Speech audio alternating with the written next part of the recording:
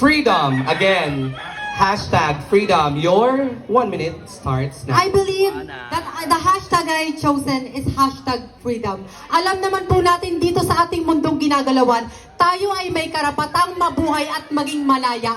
Me as a part of the LGBT, I'm fighting for SOGI Equality Bill. That's why I'm standing here in front of you to fight SOGI Equality Bill. Dahil bilang isang parte ng LGBT, ako po ay hinihingi ang inyong 100% na kaming tanggapin bilang isang parte ng LGBT dahil hindi kami iba. Kami ay isang anak ng Diyos. Kaya sa mga taong nanonood dito, bigyan niyo po kami ng isang kalayaan bilang isang tao dahil alam naman po natin dito sa ating mundo, hindi lahat tayo perfecto because we are all human. You are born to be true, never ever to be perfect. Thank you.